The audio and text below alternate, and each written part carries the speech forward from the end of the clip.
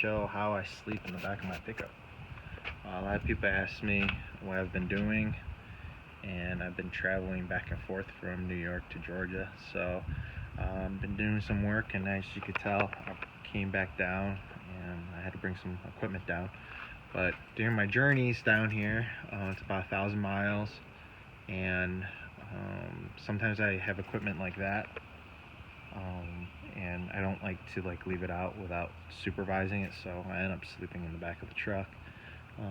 So last night I slept pretty well, actually. I got a good about 6 hours of sleep.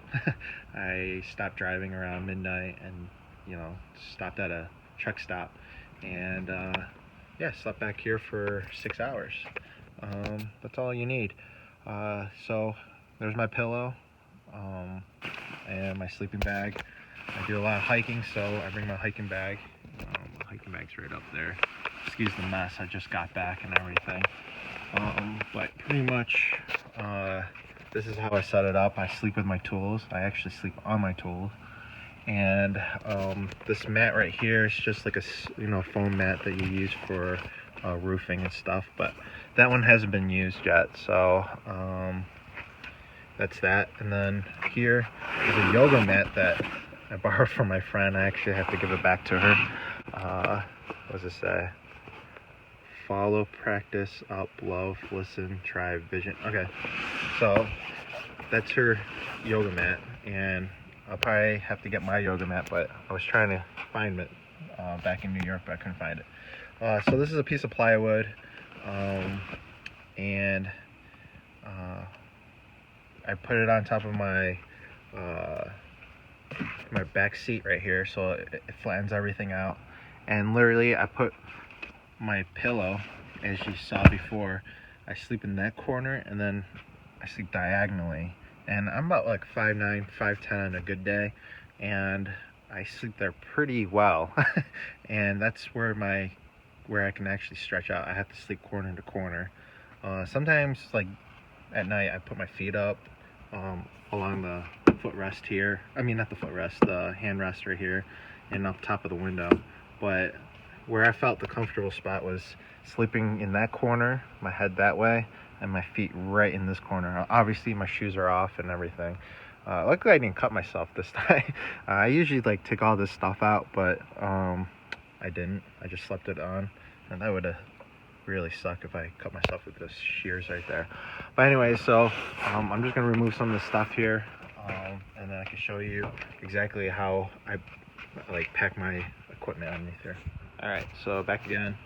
So I just took out the piece of plywood. I always say it's about 2 feet in the width of the car. 2 by 4, I think. It's more like it. I'm not sure what the measurements is, but depending on the width of your car and everything, you should plan accordingly. So that's my other hiking bag. I kind of stick it in between everything. But all right, so these are those rigid boxes. They actually fit perfectly between the car seat and the back seat, and you can tell it flattens out pretty well too.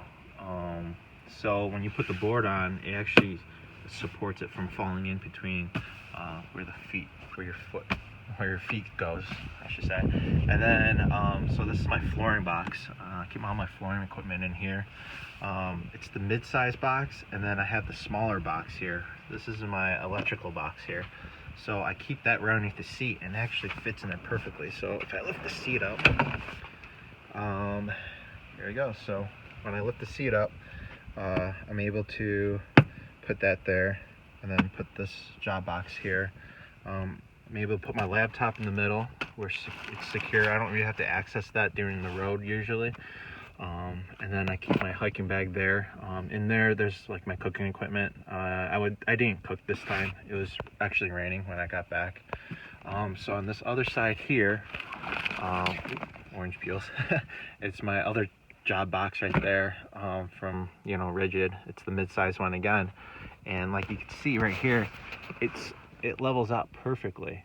So if you put that board of wood across here, it flattens everything out, and that's pretty cool.